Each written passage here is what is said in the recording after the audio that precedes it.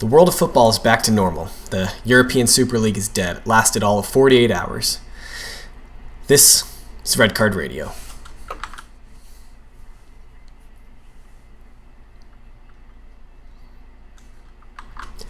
Good morning, good evening, good afternoon, wherever you're listening from. Thanks for tuning in. Red Card Radio is a look at the English Premier League from a group of friends who support different clubs. My name is James, and I support Arsenal. Next to me is Brad. He supports Chelsea Football Club, and down below us, probably pretty melancholy this week, is Sean. He supports Tottenham Hotspurs, and I think it's still just over 4,900 days since Spurs last won a trophy. We will, of course, be touching on all the topics. Of course, we're going to talk about the European Super League. That's kind of the conversation that's been dominating world football over the last week. We're going to talk about that League Cup final. We'll talk about the Premier League that's kind of back in full swing, making our way down to the end. And we have some clarity in the league right now. Touch on Europe, the Champions League, the Europa League, before we look to next week's fixtures. But before we jump into everything, like we are accustomed to doing here on Red Card Radio, we are going to quickly look at the Premier League table, just to kind of prime our conversation. But taking a look at the Premier League table, of course, we have Manchester City still in the lead on 77 points. They can mathematically win the title this weekend if they take full points and Manchester United lose to Liverpool this weekend. Manchester City will be crowned the champions. United still in second. Leicester has kind of solidified their position in third on 62 points, 4 points above fourth place Chelsea. Chelsea, West Ham, Liverpool will be vying for that final Champions League position. Tottenham, I think, is probably out of it in my estimation. Sean might tell me I'm wrong. Arsenal are down to 10th, though if Villa take their game in hand, they will be 11th, and that might be where they finish this year. Kind of coming down the bottom of the table, of course, Sheffield has already been relegated. West Brom and Fulham, I think, are close behind. There is a possibility, of course, that Brighton and maybe Newcastle get caught, but I think that's unlikely personally. But yeah, that's kind of where we sit after match day 33. I think I meant to mention that earlier, but we are talking about the Premier League after match day 33. But gentlemen, how we doing tonight? What's going on? Brad, how are you feeling? I'm feeling real good. Yeah. A couple of big games back to back. With a draw and a win, setting us up nicely to take down Real to finish what Liverpool couldn't. Okay. Bring the cup home. All right, Sean. Like I alluded to, I assume you're melancholy, but generally you always tell me you're melancholy. But surprise me. How are you feeling tonight? We'll par for the course. Okay. All right. Yeah, I kind of agree with you. I'm not happy as an Arsenal fan after last week. But we'll get into all that. We want to, of course, first, we'll start our conversation tonight with the European Super League. Of course, I alluded to this in the intro, but it lasted all of like 48 hours, if that, before a team started backing out. So, of course, there were the 12 teams that were proposing the European Super League. All three of our teams were included in that. It was pretty early Tuesday morning, I think, because it got announced Monday, and then everybody had all of Monday to kind of digest. And I think it was early Tuesday, midday Tuesday, there was rumblings that a couple of the English teams were starting to get cold feet. It came out that those two teams were Chelsea and Manchester City. Interestingly enough, neither team owned by American billionaires. And they were the first two teams to make statements that they were starting the formal process of leaving the European Super League, followed closely behind by Arsenal and then Liverpool and United and Tottenham following suit before the day was done. And with the 6 English clubs leaving the Super League, it was kind of a death nail. I think Atletico and possibly Inter also released statements that said that they were going to be leaving.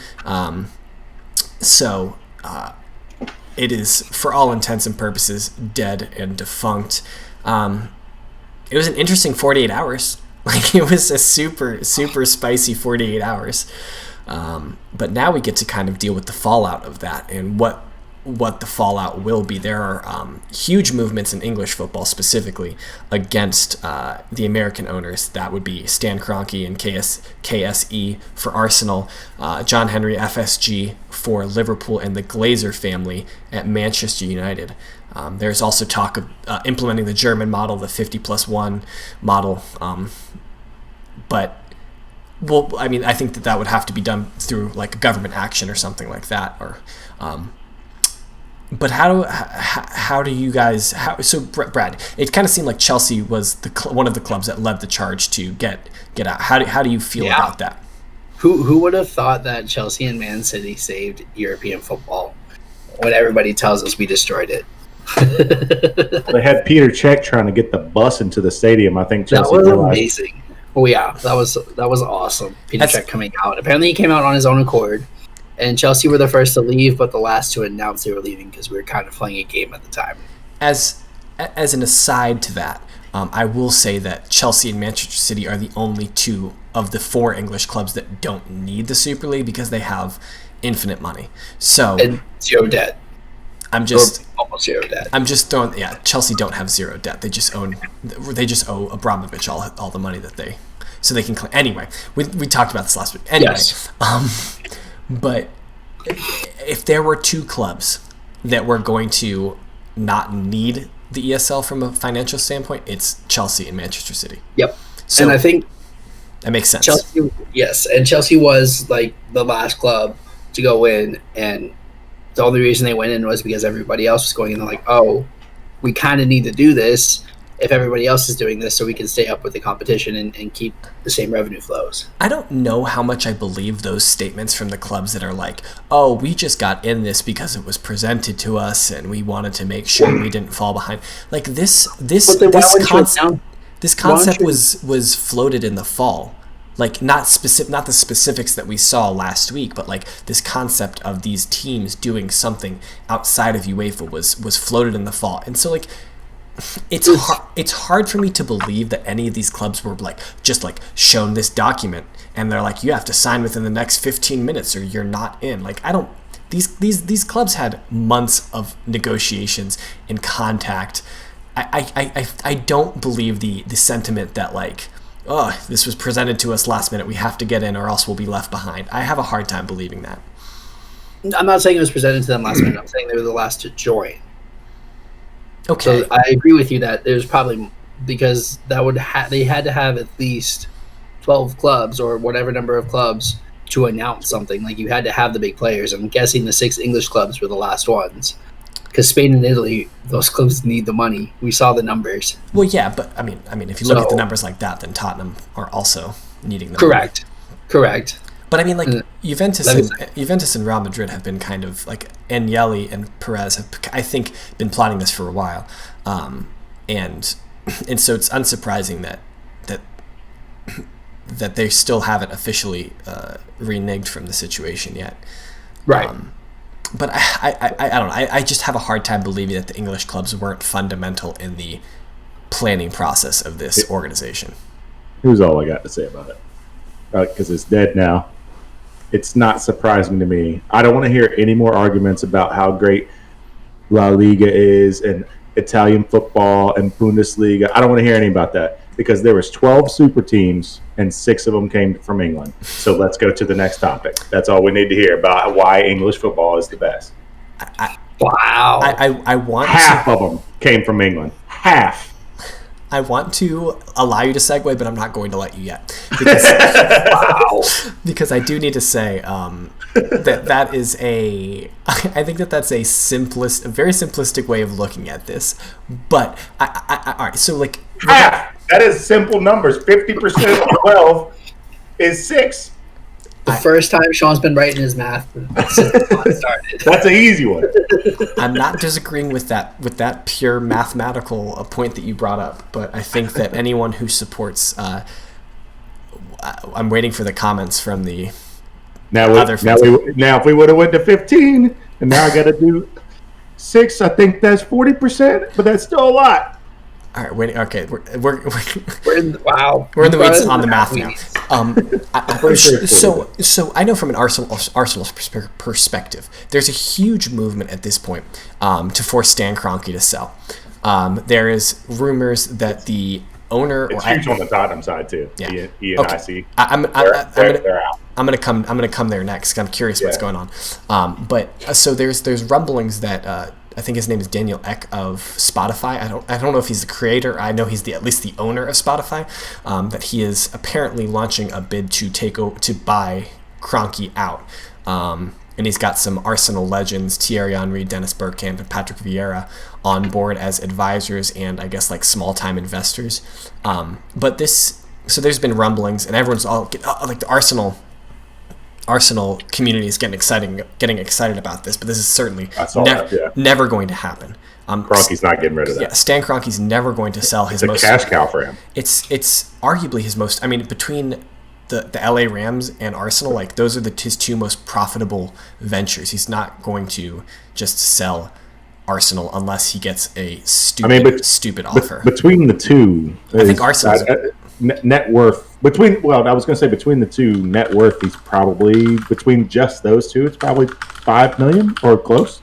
$5 million or $5 billion. Sorry, $5 billion. It's close. Well, Arsenal are valued at least $2 billion.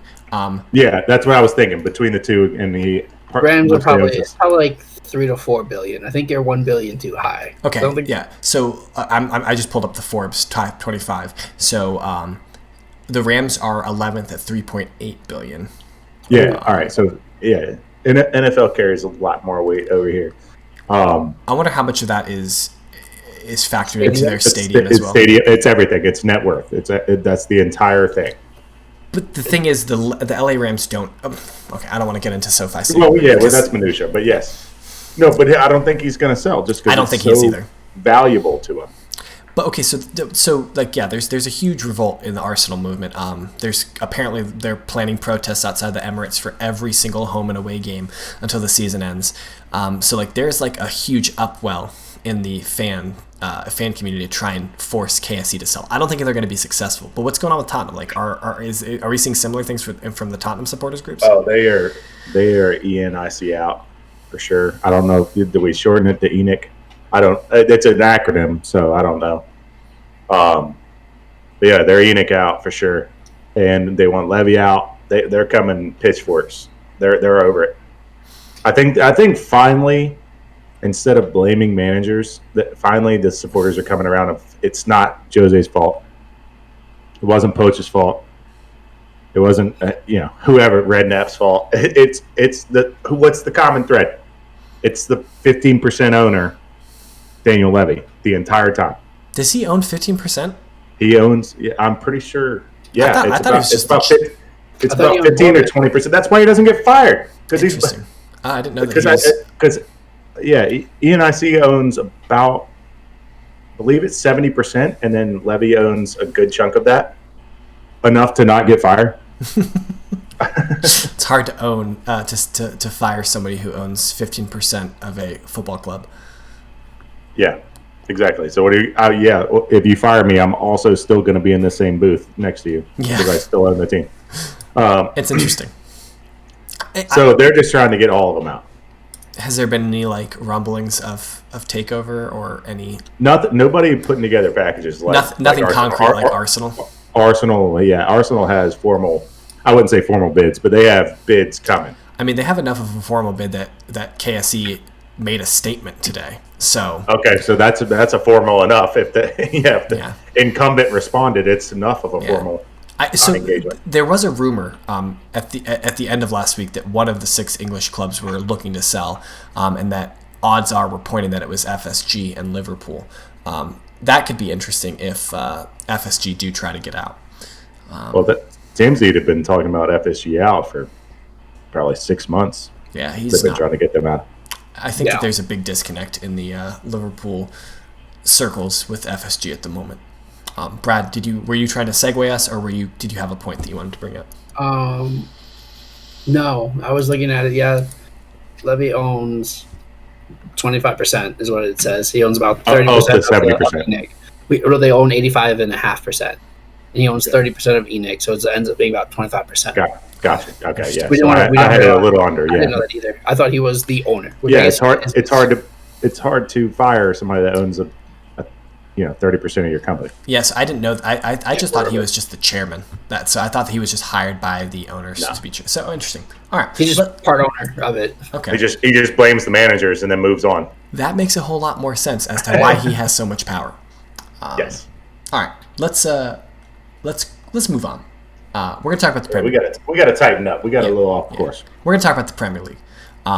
Just gonna paint some very broad brush strokes here. City are gonna win the title. No shocker.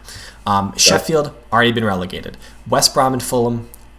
It's getting really late to see them saved at this point, in my opinion. So the last kind of interesting conversation is like who's going to finish in Europe, and we've got 3 teams vying for 4th. That's Chelsea, West Ham, and Liverpool. You could argue Tottenham. They're a point behind Liverpool, but I don't. I won't. Okay, you won't, then I won't. So You could argue Everton because they still have a game in hand too. Okay. All right. Sorry. That's a fair point. You could make an argument for Everton going up to 55 points and eclipsing Liverpool. So yes, okay, maybe I did a disservice to Everton by not including Everton. But basically, you've got like 3 or 4 teams vying for one position. I didn't look at Everton's strength of schedule, but I looked at the other 3. Chelsea have by far the hardest remaining schedule. In their last 5 games in the Premier League, they have Fulham, which is easy, but then they have City, Arsenal, Leicester, and Villa. Their last 4 games are tough, especially if you factor into the fact they have Real Madrid in the second semifinal. Assuming they move through, they'll have the Champions League final and they have the FA Cup final. So they've got a congested fixture list compared to the other 2 teams who have nothing left to play for. West Ham have Burnley, have Everton, which is a tough game, Brighton, which is not, and then they have West Brom and Southampton. So they have 4 eminently winnable games and 1. I think that's a toss-up. And Liverpool have United at the weekend, which is a toss-up. Then you've got Southampton, West Brom, Burnley, and Palace. So they've got 4 eminently winnable games as well. If you look at Chelsea, they've got 4, I think, very difficult games and Champions League and FA Cup football to worry about. So I think if we look at the totality of that situation, I guess I could look at Everton really quickly because it doesn't take me that long to pull them up. They've got remaining Villa, West Ham, City. So they're right there with us in terms of difficulty. We're Sheffield United and Wolves. Well, I guess my only argument of Tottenham still getting back in is Sheffield. Or we go Sheffield, Leeds, Wolves, and then close with Arsenal, Leicester. So it's not. Yeah, Villa. What? Yeah, it's a Villa. So it's not murder's row. Okay. Yeah. Okay. So if that's our only chance. All right. So, but clearly, Brad, you think Chelsea's going to finish in 4th? Yes. I think the City game makes it close, but I think we beat Arsenal. I think we beat Leicester twice, back to back, and then Villa. This is the last game. I think we win. I think these are all winnable games. I don't disagree with you that Chelsea can win all of those games. I'm just questioning whether or not they will win all of those games. So, but between those 4 squads, right, and because Liverpool's not healthy, Chelsea has the deepest squad. We could run 2 11-man teams, almost. It's been a lot of faith in Kepa there, bro. I know. That scared me when I said almost. So Mendy can sit in goal for all of those games. All right. I mean, I think it's a toss-up between those 3 or 4 teams. Yeah. And then listen, here's the thing, right? Chelsea doesn't need the top 4. We're bringing the trophy home, baby. Well, that begs the question. You're not going to do it drawing to Brighton. I could tell you that. That's a fair point. Okay. Yes. But what top 6 team won? What are the big 6 clubs won during the ESL? That's not the point. When other top 6 teams drop points, you're supposed to gain. That's the point, especially when you play a relegation battle team like Brighton. Well, Brad, that's the point. Brad, let me tell you, while you guys were drawing Brighton, Everton was beating Arsenal. So, and Newcastle drew Liverpool. Yeah, know, of course. That was a super. Arsenal's not in this conversation. Arsenal's going to finish 11th. There are top 6 clubs that were that were part of But Super that League. top 6 doesn't matter in this conversation because West Ham's not top 6. My point is, when they drop points, you want to move up, and you didn't. You're not wrong, but ESL week is a blip. I just think it's interesting. I think it's interesting. I'm not meaning this to as an argument against Chelsea, but right. I think had we won that, then like top 4 is almost essentially locked down. Yeah, if you guys beat drawing Brighton made this interesting. Yeah, because you guys beat West Ham, which was important, right? Which was super important for eclipsing them. Had you beaten Brighton as well, you'd be at 61 points right now, right on the heels of Leicester, and yeah, that makes it really long. Because we drew, so plus 2 points. Oh yeah, excuse me, you drew. Sorry. Yeah. So to make sure we're giving the right numbers. Not that I wouldn't mind 61. You're right. Yeah, because had we won, then it would have been a fight for third and fourth, and maybe somebody sneaks past one of us too. But like, then you turned around and got a big one. Yeah, we did. You turned around and got a big one, which I didn't see coming. Once you drew Brighton, I was like, all right, here they go. Here they go. Go ahead and blow it. You got somebody right. You couldn't beat the relegation team, but now you got somebody right on your heels. Came in and took care of business. So what I will say about that West Ham game is I'm not shocked by the result, but man, this was one of the games that had one of the worst, and I mean worst VAR decisions I have ever seen. That red card against West Ham was criminal.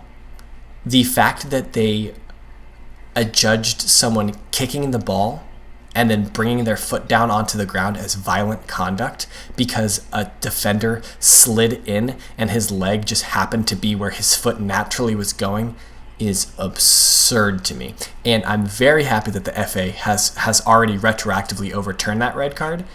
But oh man, when I was watching, doesn't help in the game. No, it doesn't, because West Ham were certainly surging at that point, in my opinion. I thought that West Ham looked significantly more likely to score a goal at that point in the game. And I know it was the 81st minute or probably the 78th minute when it actually happened. So it was very late in the game. But we saw Newcastle got 2 goals. Also, I'm gonna complain about VAR in that situation again in a minute. But Newcastle scored a late goal to draw against Liverpool. So that's a huge decision in a hugely important game that was amazingly horrible. And I agree with you. I think everyone agrees with me. I think everyone agrees. Out of the red card, you can make an argument maybe for a foul, but based on the letter of the law, you could make an argument for the foul. I didn't happen to see it. Was that a second yellow or a straight red? Straight red. Oh, and the ref didn't call it first. The ref was standing right there, looking at it. Doesn't call anything. And then VAR calls it. I think the slow-mo did not help. And this is mind-boggling to me why VAR is allowed to look at anything in slow-mo or present anything to the match official in slow motion. Besides offsides. Yeah, well, you just take a still photo of that. You just take a picture and it's just a frame. But if you're trying to adjudge intent or violent conduct, violent conduct, it kind of you have to imply some amount of intent with that. Yeah, it was so incredibly bad. Yes, but I'm still salty about that. Let's move on. Spurs. Spurs played twice, once in the league, once in the League Cup, and they won in the league. They beat Southampton 2-1, which on paper makes sense if you look at the league positions. Spurs beating Southampton. And interestingly enough, they came from behind. Danny Ings scored in the 30th or 40th minute, somewhere in between there. And then I think it was the 30th first or something like that. And then Spurs scored 2 goals to win the game, which is kind of interesting from a Spurs perspective that they won from behind. I was surprised they didn't drop points. And especially when you contextually look at that game in that it was before the EFL final, you would have thought that they would have potentially prioritized the EFL final over the Premier League game, because that is arguably more important because it's a cup final, even though the EFL is a joke of a competition. But so they win in the league. Very good win, I think. Right? Would you agree, Sean? So my take on it was I kind of figured with it was a day of training before the game. No injuries. Yeah. Well, no. My point was I bet my take is he probably went out there and was just like, let's have a fun training. They probably played some games. They didn't probably do anything that Jose would have done. They probably just goofed off. Because it's Ryan Mays. He's 29. Probably just goofed off. So I was kind of not surprised to see them go in with what appeared to be not a plan at all. It didn't feel that way. And it kind of felt like he just picked a team and just said, this team's talented enough to win against Southampton. Go do it. And I was actually surprised the Reguilon pick over Davies, unless Davies is injured, and I missed that. But it just felt like he just picked this. This is the more talented team. Go do it. And I believe, Kane was hobbling around out there, and then didn't end up playing the EFL. Is that right, or do I have it backwards? Backwards. Kane Kane was hobbling around. Yeah, so he was trying to get him rest. He was hobbling around the EFL. So, it just felt like he just put a team out there and didn't feel like there was much tactics going on other than general playing for 20 years of your life skill and knowing your position. Don't get hurt. Don't get hurt. And they ended up winning, which I was happy for. And they didn't give up the lead, which I was also happy for. And then we go into the League Cup. I figured, and the old adage of NFL, don't tip your hand. You play in the preseason and you play them in the regular season. You don't run any plays you're actually going to run in the regular season. I kind of figured that was going to go on because Pep's going to clearly watch the Southampton game. I've never seen this manager before. Let me see what his tactics are. I thought that was kind of part of the plan. No, that was the plan in the EFL Cup too. And maybe he tightened up the back because the back four definitely saved the game, even though Dyer was a part of it. I would say the only reason we were in that game was the back four. Yeah. Because they played exceptional. Lloris played exceptional. Lloris probably had even with giving up a goal, probably had one of the games of his life. He had probably 2 or 3 immaculate saves that were definitely heading in the goal if he didn't get to them. So it was disappointing to lose the cup, but it was. Look, we were overmatched and got battered just about the entire game.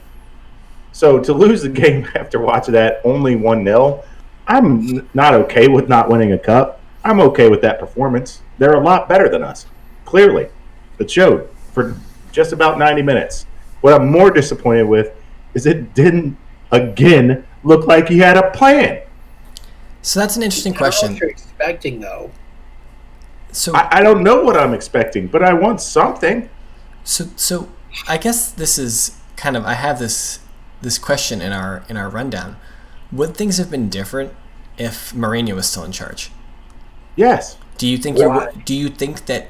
So admittedly, you think City's a better team than Tottenham. I think everyone will cede that point. Yes. Do you think that Mourinho could have coached Tottenham in a way that would mitigate your deficiencies such to a point, or attacked City's few weaknesses that you guys could have gotten a result and could have won that game? That's why the answer is yes. Is because that's a Jose and Pep chess match that they've been playing for 15 years. Yeah, 15 years. So that's a chess match that they've been doing. And the chess match is still going on wherever he lands. They're still going to play the chess match against each other, but they're really good minds, both of them. Despite Tamzid's robot comparison, they're good football minds.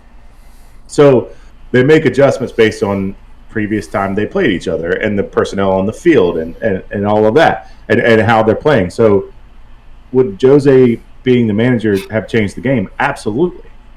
We probably wouldn't have looked so lost and got so battered that Jose were in there because he would have had he would have had a different tactic that wouldn't have left it so open for there to be so many freaking shots that felt like it was going on Lloris, and he wouldn't have had to made all those saves. Maybe. But it would have been a different game, for sure. They played Jose Ball. If you think that like Tottenham hasn't played Jose Ball the past 2 games without his like speeches, like that's the only difference is that Jose isn't there, but they're still playing Jose Ball because that's how the Tottenham team knows how to play. I think they're trying to shake loose because they're trying to make passes that they would normally make. They're just without Jose. Just none of them were landing. That was the most frustrating part. Actually, that was the most frustrating part of the League Cup is they're just making passes. I'm like, where are you passing it to? It's just the open space where someone should be if you're playing open football. Yeah. But it's so beat over the head with Jose that they're not there. They're not where they should be. Look, this is really, really unfair for Ryan Mason to step into this role. It is. It's not fair for him. No.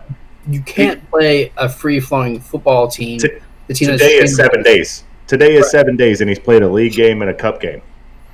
I mean, so I'm not going to beat him over the head about it. But essentially, when Levy appointed him, he said this season is done.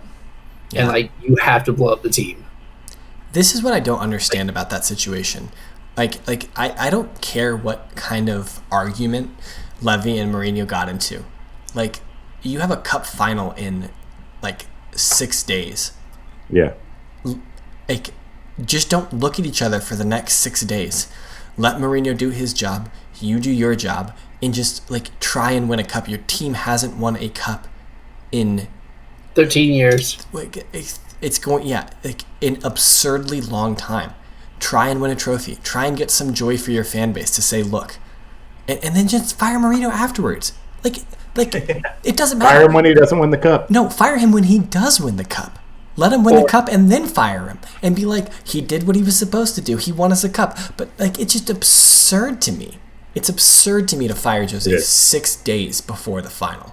I don't even care what they were arguing about. The only thing that's good about this whole situation is that we can now say, as a world footballing fan base, that Jose Mourinho is the only manager to be fired in the European Super League. That is true. The special one. Hey, he's the only one. We're going to move on from Tottenham.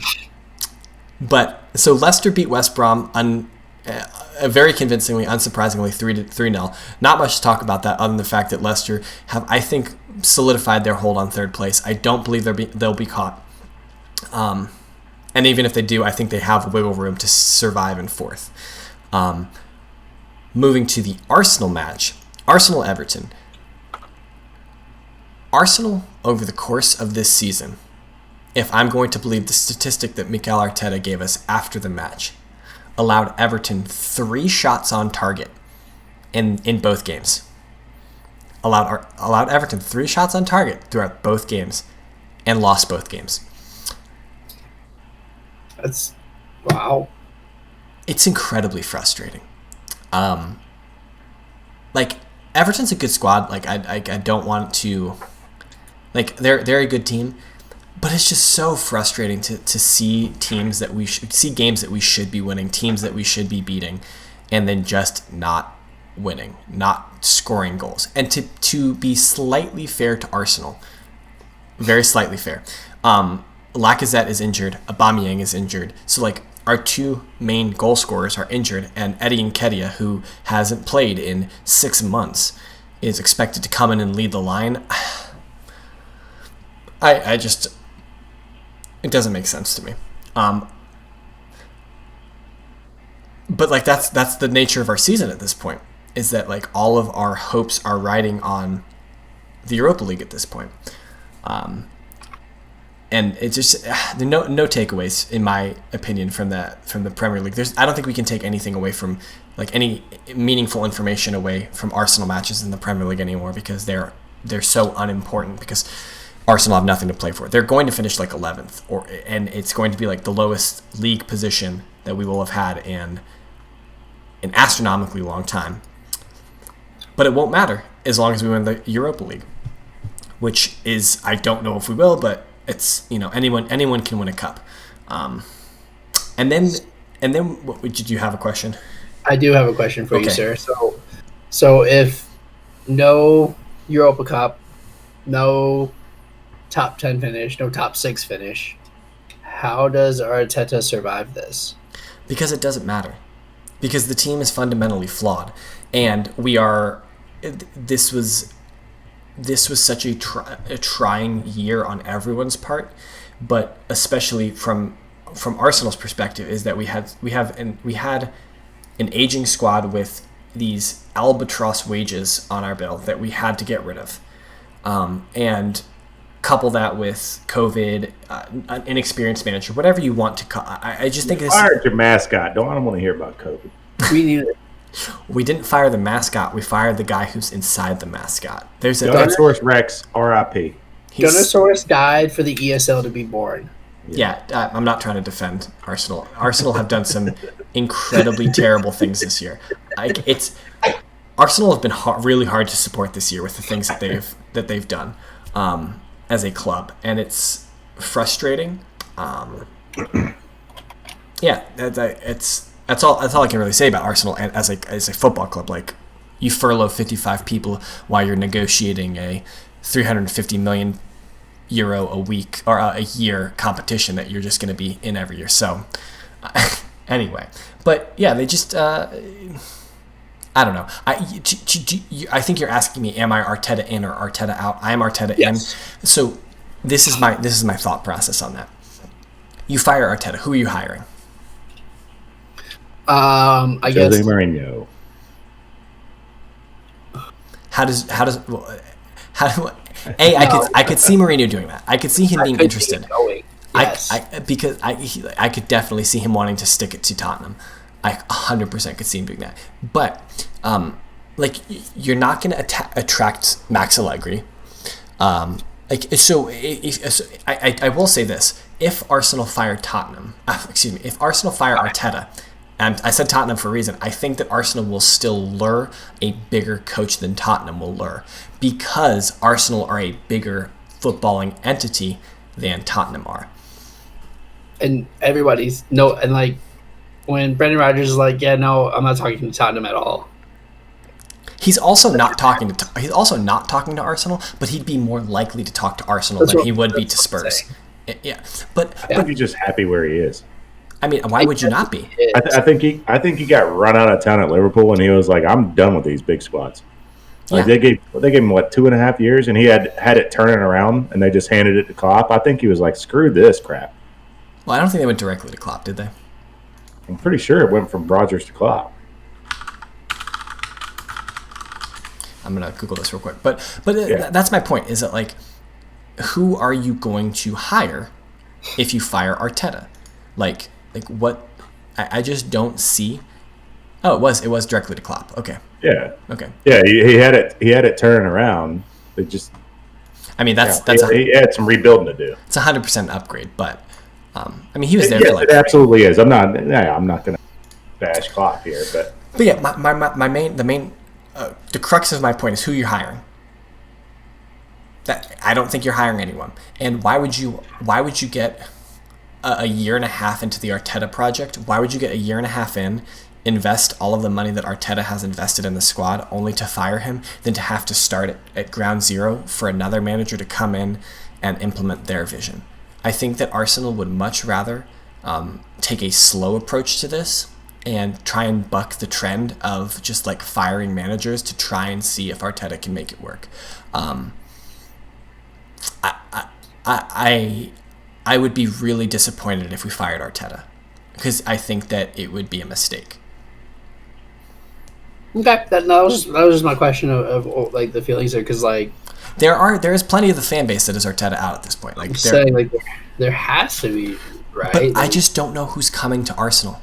I don't know what manager is going to come to Arsenal after finishing 11th and not being in the Champions League. If Arsenal finish 11th but are in the Champions League next season, it doesn't matter what they finished the season before, because they're in the Champions League, right? Right. And so, like, you could go out and you could convince Max Allegri to come and say, look, Max, you'll have £100 million plus whatever we sell this summer to shape your squad. We want to get out of the group stage. We want to qualify for next year's Champions League again, and that's what you have to work with. I could see them going to someone like that and presenting that idea to them.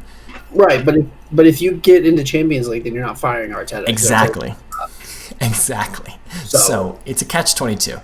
I think if you don't qualify for the Champions League, you can't fire Arteta because there are no viable alternatives. And if you do get to the Champions League, you're not going to fire Arteta because it's your plan is working.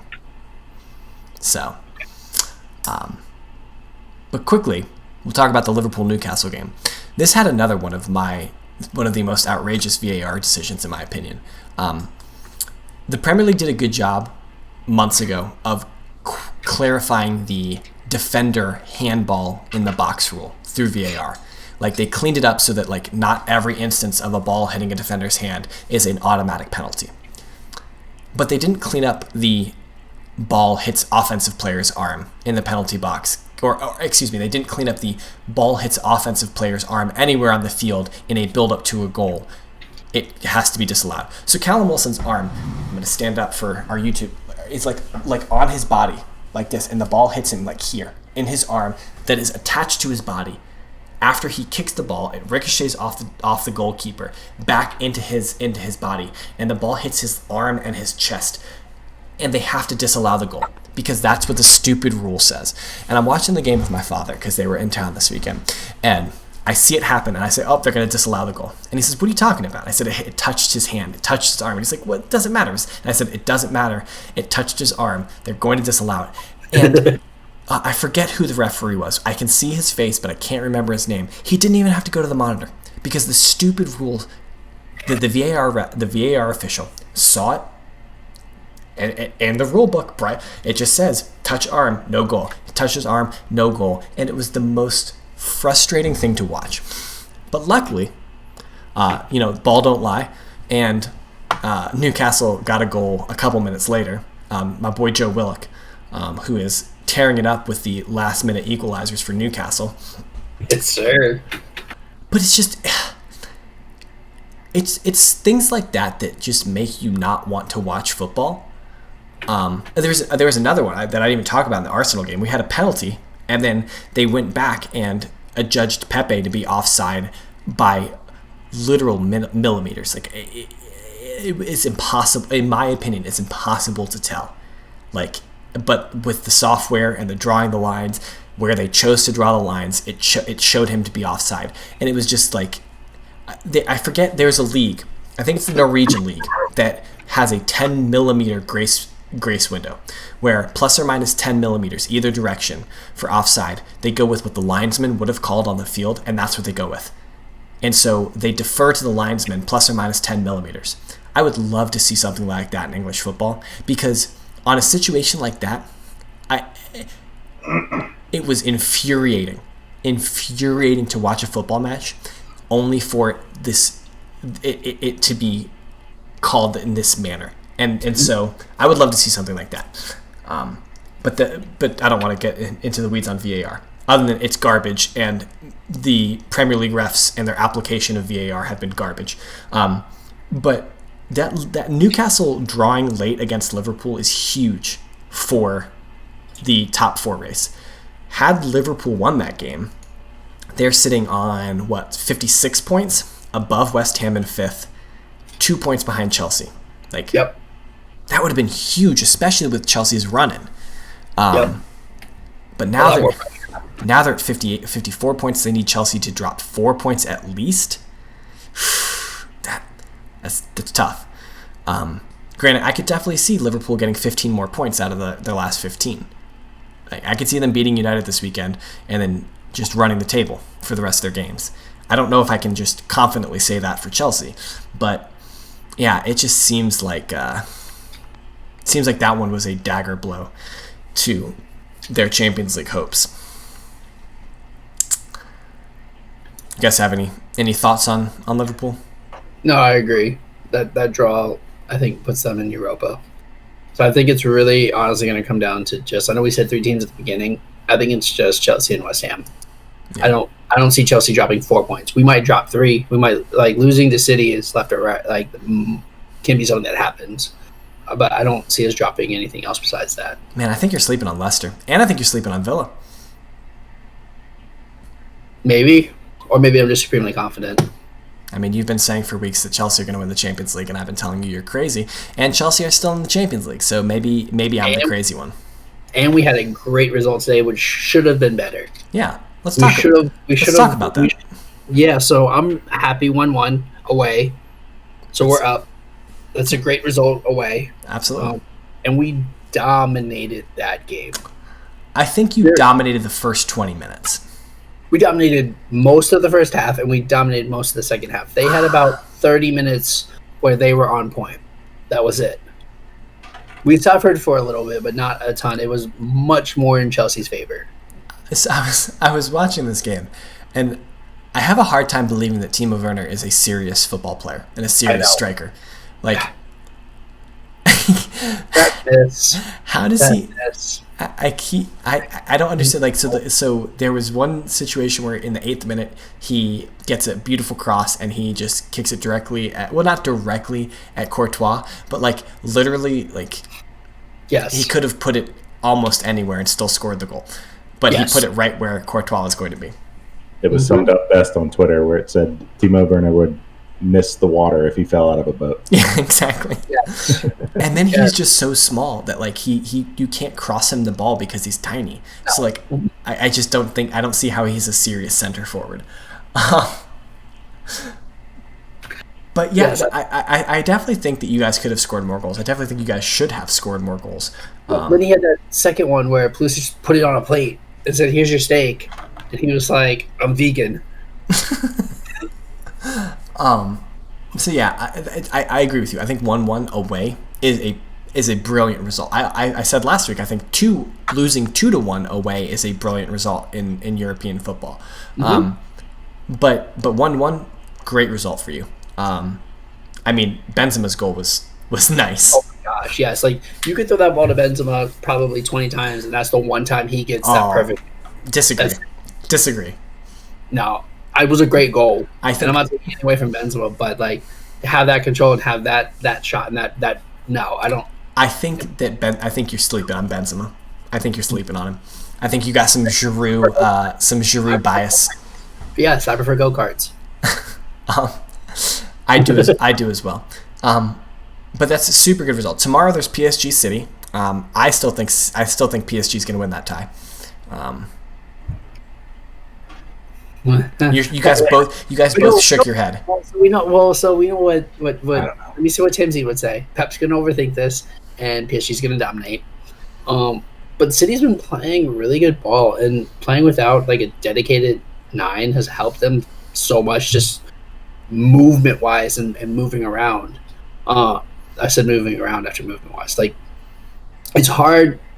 Teams don't necessarily know how to play against a no 9. Like there's not a central defender that can just lean on somebody.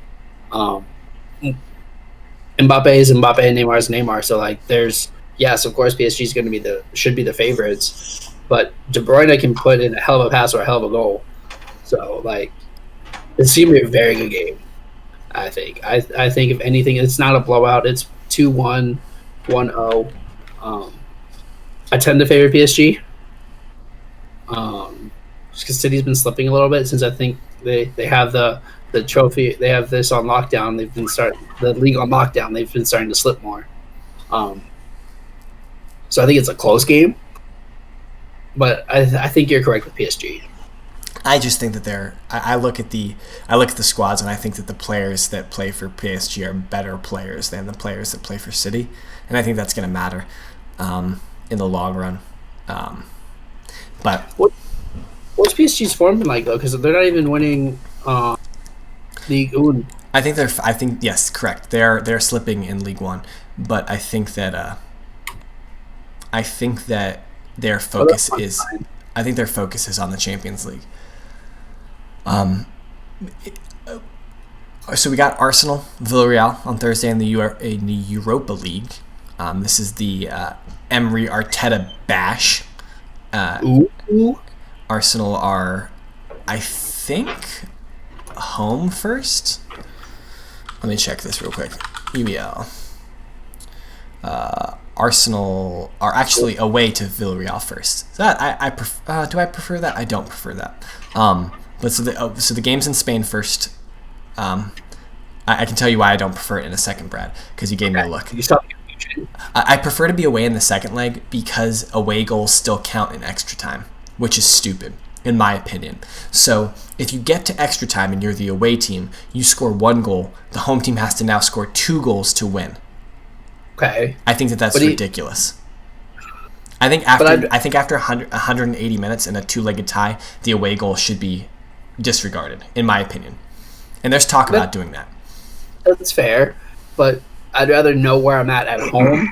Like I'm at in normal years, in non-COVID years. I would rather be at home that second leg, knowing, hey, I score 1 goal and we win. The Emirates is a graveyard, so it doesn't matter. Sorry, it's not the bridge. I mean, if we were still at Highbury, maybe you could make an argument for that, but the Emirates is a graveyard. But no, I think the Arsenal Villarreal tie will be really interesting. I think United Roma will also be interesting, but I think United are clearly the better team there. And they don't have anything to play for in the league. I think Roma are fighting right now for Champions League qualification. I have to check that. I'm not sure in table standings. Where are they? No, they have play. They're 7th. 7th, 55 points. Yeah. Points. Okay. They're rolling. So, no. I'm still going Roma wins. I mean, they're fighting for 6th. Well, no, they're not going to make 6th either. Probably. They're 6 points off. Okay. Yeah, so, I mean, I would love to see Roma beat United because I don't want to see United in the final because I think Arsenal's a better team than United, but I think that on any one given day, United can put a shift in. I just want to say both my picks still in the semifinals. Of the Europa League? Roma and Chelsea. We going. I think Roma beats United. I don't know why. I'm saying Roma beats United. Well, you picked it, so yeah. I know. So I'm doubling down. I'm not backing off of it. Why did you pick Roma though? Was it just because a troll pick? Was a different? Yes. Okay. Just checking. I don't know if you know me or if the podcast listeners know me yet, but like my love of Chelsea started as a troll pick to troll James and Tanzine. It grew from there, but that's where it started. So yeah, that's I think there'll be some interesting games coming up over the next 2 days in Europe. But let's we'll just quickly look forward to this weekend coming up. We only really highlighted our team's games because excuse me, my son is making noise. Let me turn that off. But Chelsea play Fulham in a London derby. Newcastle play Arsenal. Man U play Liverpool, which is actually an interesting game, and Spurs play Sheffield. So if on paper you were to look at those 4 games, you would say all 3 of our teams, Arsenal, Chelsea, and Tottenham, should win their games. On paper, you would say that, but I think the only team that you could definitively say that with is Chelsea because Arsenal are terrible and Tottenham are terrible. Agreed, Sean? But Agreed. Yeah. But the Man U Liverpool game. What? Go for it. Chelsea Fulham is like Fulham Road Derby. Yeah, of course. So that's that would be the only reason why I would say Fulham will come up for the game. But they're missing their best player, Ruben Loftus-Cheek. I love the face there. You guys need to watch the YouTube just for these facials. I mean, I was going to say that Newcastle don't have their late game hero in Joe Willock as well. But so the Man U Liverpool game is interesting because that's the perennial powerhouses of English football playing against each other. And a big rivalry too. It's a huge rivalry. Yankees Red Sox. Yeah. And so I think Liverpool will win because I don't rate Man U. It's more like Cubs Cardinals because they're not really close to each other. Like Yankees Red Sox. Red Sox will be more like. Are you saying Manchester and Liverpool aren't close to each other? Well, they're not. I don't know. I feel like they're. Wouldn't there more hated rivalry the one right across the street? What? Oh, Everton. Liverpool? Yeah. I'm no. Is it even? Do they really hate United more? I'm not saying in terms of hatred. I'm saying in terms of those are the big clubs. Yeah. I bet if you were to poll Liverpool, actually, so if you poll Liverpool supporters who who didn't grow up in Liverpool, I would imagine that they would say Manchester United. If you polled Liverpool supporters who grew up in Liverpool, I think that they would probably say Everton. But I also think that they would say that like Everton are so terrible that they don't have to worry about Everton. Yeah, right? They haven't been good in 25 years. I think you're underrating Man U. I mean, Man U, what, they've lost one game to the top six, I think? I think this is a draw. They usually draw them, yeah. I think this is a draw. I think it's the same as before. I think it's going to be a very, very, very boring game. I don't think it's going to be as lively or exciting. I think. Yeah, the last time they played Liverpool, it was just a snooze fest. I think it's going to be the same thing again. I don't see Jota injecting enough life into this game to make it, exciting. I'm saying draw. I'm going to pull up a quick map real quick to make a point for you. Ooh, James geography. I understand how close Manchester and Liverpool are together. What I'm saying is if you extrapolated England as far as the United States is, it would be about that far from Chicago to St. Louis. All right, okay, this is just humorous. New York to Boston is 216 miles. Liverpool to Manchester, 33 miles. Yes, they have a really tiny country. I understand that. That's funny. Wow. That makes me chuckle. But yeah, that's all we got for tonight, I think. A little bit of geography sprinkled in with some math.